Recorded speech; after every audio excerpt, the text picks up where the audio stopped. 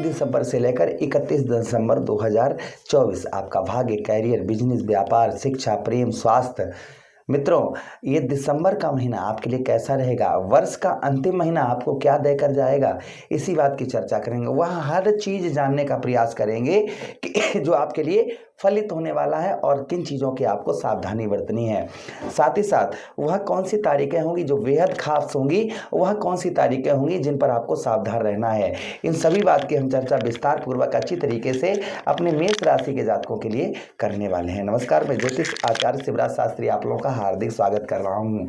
ये प्रोग्राम आपकी लगन पर आधारित है, आपकी चंद्र राशि पर आधारित है। आपको दोनों चीज़ें नहीं पता, मेरी लगन क्या है, मेरी चंद्र राशि क्या है, तब वह स्थिति में इस प्रोग्राम को आप नाम राशि पर देख सकते हैं।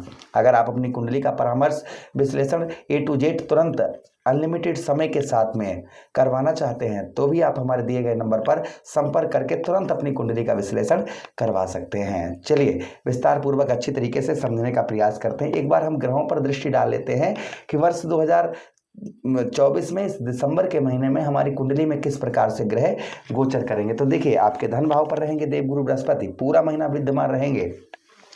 मंगल देव नीच की अवस्था में आपके चतुर्थ भाव पर पूरा महीना विराजमान रहेंगे।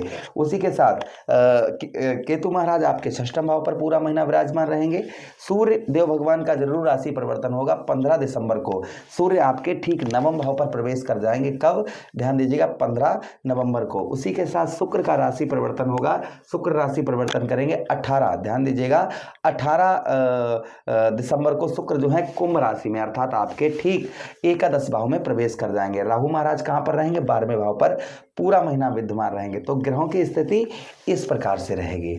चलिए सबसे पहले हम आपकी हेल्थ की बात करते हैं कि आपकी हेल्थ कैसी रहेगी। तो देखिए, मंगल यहां पर आपके लग्नेश कौन बनते हैं, आपके लग्नेश बनते हैं ग्रहों के सेनापति धरती पुत्र मंगल देव। 7 देखिए, ये प्रॉब्लम समस्या हेल्थ से रिलेटेड आपकी 7 तारीख तक है। 7 दिसंबर के बाद में मंगल वक्री अवस्था में हो जाएंगे और आपके कहाँ का फल देंगे, वक्री अवस्था में आपके तृतीय भाव का फल देंगे।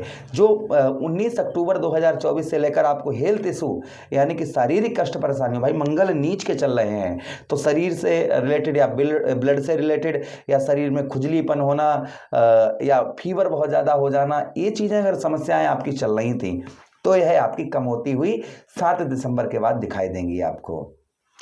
अच्छा, उसी के साथ ही साथ आगे हम बात करते हैं मान सम्मान। जो आपका मान सम्मान है, उस मान सम्मान में भी आपके बढ़ोतरी होती हुई इस महीने नजर आएगी। अच्छा, उसी के साथ में आगे हम बात करते हैं कि कुछ धन की आप बचत भी कर पाएंगे और धन की वृद्धि भी आपकी बहुत अच्छी इस महीने देखी जाएगी। उसी के साथ ही साथ सफलता भी आपको प्राप्त होती हुई नजर आएगी। बहुत सारे क्षेत्रों में मान प्रतिष्ठा भी आपकी कहीं ना कहीं बढ़ती हुई नजर आएगी। भोजन आदि में आपकी रुचि जो है वह इस महीने बहुत अच्छी बढ़ती हुई नजर आएगी। अच्छा, अब हम बात करते हैं धन की।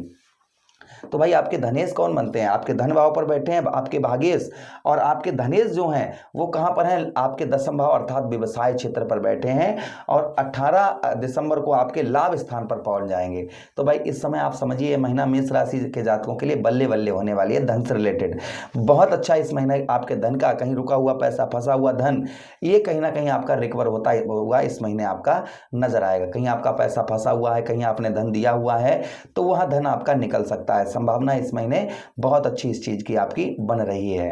अच्छा, उसी के साथ इस महीने परिवार में ग्रह कलेश, परिवार में लड़ाई झगड़ा, ये चीजें अगर आपकी चल रही हैं तो ये भी आपकी कम होती हुई नजर आएंगी। परिवार में तनातनी का माहौल, छोटी छोटी बातों पर विवाद हो जाना, परिवार का सपोर्ट ना प्राप्त होना, इस तरीके की अगर आपकी समस्याएं चल रही थी तो वह भी आपकी सॉल्व होती हुई नजर आएंगी। अच्छा, उसी के साथ ही साथ आगे हम बात करते हैं विद्यार्थियों के लिए शिक्षा, पढ़ाई कैसी रहेगी इस महीने। तो हम आते हैं आपके पंचम भाव पर। भाई पंचम भाव हमारी विद्या का स्थान होता है, हमारी बुद्धि का स्थान होता है, हमारी संतान का स्थान होता है। तो देखिए, संतान से थोड़ा बहुत आपको कष्ट परेशानी झेलनी पड़ेगी। अभी कब तक झेलनी पड़ेगी, संतान 15, ध्यान दीजिएगा, 15 दिसंबर तक। 15 दिसंबर के बाद संतान पक्ष से आपको खुशखबरी, गुड न्यूज वगैरह आपको मिलेगी। अच्छा, उसी के साथ जो विद्यार्थी हैं उनका विद्यार्थियों का पढ़ाई में बहुत उत्तम अच्छा मन लगता हुआ नजर आएगा 15 दिसंबर के बाद में। 15 दिसंबर तक सूर्य अष्टम भाव पर बैठे हुए हैं आपके पंचमेश, तो इसलिए थोड़ा सा नेगेटिव देखा जा रहा है। किंतु 15 दिसंबर के बाद आपका व्यवसाय है उत्तम अच्छा चलता हुआ नजर आएगा। बुद्धि से आप अच्छा धन भी पैदा कर पाएंगे, अपनी बुद्धि से आप जो है धन की बचत भी कर पाएंगे और साथ ही साथ में धन जो है आप धन भी अच्छा पैदा कर पाएंगे। अच्छा, उसी के साथ ही साथ आगे हम बात करते हैं प्रेम प्यार, बहुत अच्छा रहेगा इस महीने। किंतु 10 दिसंबर के बाद में 10 दिसंबर के बाद भाई सूर्य यहाँ पर जब ओल्ड हो जाएंगे, वृद्ध अवस्था में हो जाएंगे, तो जो अष्टम भाव पर बैठे हैं तो इनका फर्क आपको 10 ही दिसंबर से नजर आने लगेगा। तो 10 दिसंबर के बाद में आपका जो है प्रेम प्यार आपका है तो आपका उत्तम अच्छा चलता हुआ नजर आएगा। अच्छा, अब हम बात करते हैं नौकरी की। तो इस महीने बहुत महीनों से जो नौकरी से रिलेटेड आपको परेशानी झेलनी पड़ रही है, नौकरी से उच्च अधिकारियों से अनबन चल रही है, उच्च अधिकारियों से सपोर्ट नहीं प्राप्त हो रहा है, उच्च अधिकारियों से आपको किसी भी प्रकार की आपके जो संबंध है वो आपके खराब ही चल रहे हैं, तो वहाँ संबंध आपके सुधरते हुए नजर आएंगे। उच्च अधिकारियों से आपके तालमेल है वहाँ आपके उत्तम बेहतर आपको दिखाई देंगे इस महीने। अच्छा, कुछ कर्ज में भी आपको इस महीने राहत मिलती हुई नजर आएगी। जो आप पर कर्ज बहुत ज़्यादा लदा हुआ है तो कर्ज में थोड़ी बहुत आपको राहत यहाँ पर आपको केतु महाराज आपके षष्ठम भाव पर बैठे हुए, इनकी डिग्री कम हो रही है तो आपकी जो कर्ज है वह कर्ज भी कम होता हुआ नजर आएगा। शत्रु आपके प्रबल बैठे हुए हैं तो शत्रुओं पर प्रभाव पड़ेगा। शत्रु आप कर चाह कर भी इस महीने कुछ भी बिगाड़ नहीं पाएंगे। अच्छा, अब हम बात करते हैं आपके दाम्पत्य वैवाहिक जीवन की। दाम्पत्य वैवाहिक जीवन कैसा रहेगा? तो सप्तम शुक्र बनते हैं, मित्र राशि में बैठे हुए हैं, पत्नी के साथ संबंध मधुर देखे जाएंगे, अच्छे देखे जाएंगे। जिन लोगों का रिश्ता नहीं रुक पा रहा था तो इस महीने संभावना है आपकी रुकने की। अगर आपका रिश्ता कहीं नहीं रुक पा रहा है तो यहाँ पर पूर्ण तरीके से संभावना है कि आपका कहीं रिश्ता रुक जाए। दाम्पत्य वैवाहिक जीवन में जो लड़ाई झगड़े ये सब चीजें चल रही थी यह आपकी कम होती हुई नजर आएंगी। व्यवसाय, भाई सप्तम भाव हमारा व्यवसाय का भी स्थान होता है और व्यवसाय भाव के स्वामी व्यवसाय पर ही बैठे हुए हैं। भाई दसम भाव भी हमारा व्यवसाय व्यापार का होता है तो यहाँ पर व्यवसाय में आपकी ग्रोथ उत्तम अच्छी यहाँ पर ग्रोथ आपके व्यवसाय में देखी जाएगी। अच्छा, उसी के साथ ही साथ आगे हम बात करते हैं आपके भाग्य की।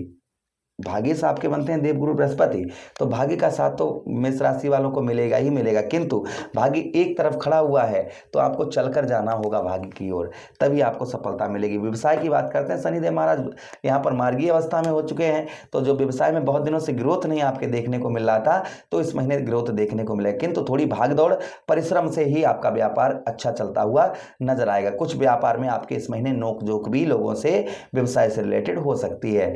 तो यह महीना काफी अच्छा आपके नवंबर से काफी उत्तम अच्छा महीना आपके लिए यह देखा जाएगा। हम उपाय की बात करते हैं कि आपको क्या उपाय करने चाहिए।